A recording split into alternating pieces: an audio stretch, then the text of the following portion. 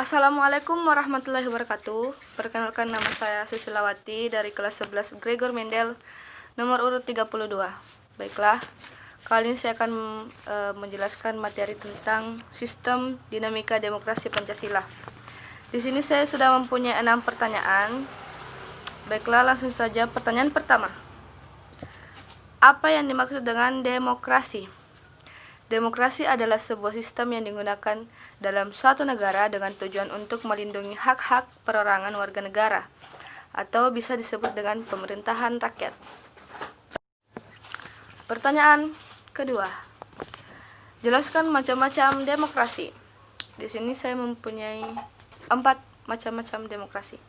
Yang pertama, demokrasi liberal merupakan demokrasi yang menjunjung tinggi kebebasan individu dan mengabaikan kepentingan umum. Yang kedua, demokrasi rakyat merupakan demokrasi yang menjunjung tinggi kepentingan. Yang ketiga, demokrasi Pancasila merupakan demokrasi yang menjunjung tinggi kepentingan bersama tanpa harus mengorbankan kepentingan individu. Yang keempat, demokrasi proletar merupakan demokrasi yang segala sesuatunya ditentukan dan dikuasai oleh negara. Oke, lanjut. Pertanyaan ketiga. Jelaskan Sokoguru Demokrasi Universal.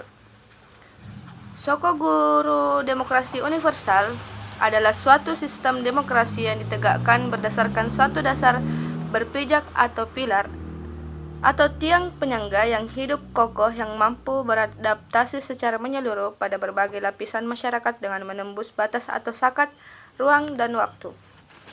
Lanjut. Pertanyaan keempat.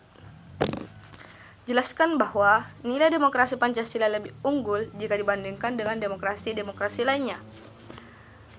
Nilai demokrasi Pancasila lebih unggul karena demokrasi Pancasila mengutamakan kepentingan dari masyarakat, negara, dan bangsa.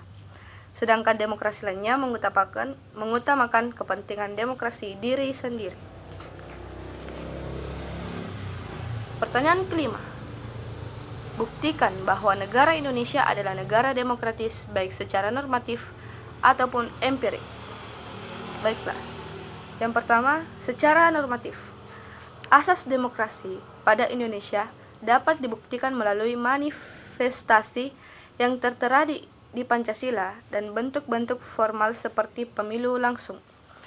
Secara empiris, pembuktian bahwa Indonesia merupakan negara demokratis dapat dilihat dengan mengurai sejarah keberlangsungan politik praktis negara ini.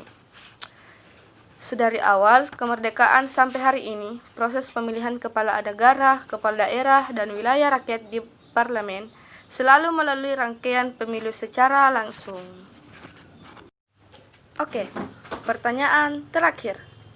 Kemukakan prinsip-prinsip yang perlu dilaksanakan untuk mewujudkan kehidupan yang demokratis.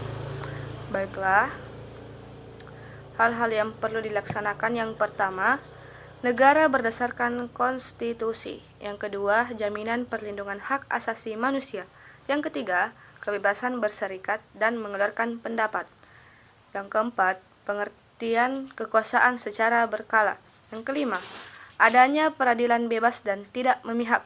Yang keenam, penegakan hukum. Yang ketujuh, persamaan kedudukan setiap warga negara di depan hukum. Yang kedelapan, jaminan kebebasan pers. Demikian video kali ini, semoga bermanfaat bagi kita semua. Sekian, Assalamualaikum warahmatullahi wabarakatuh.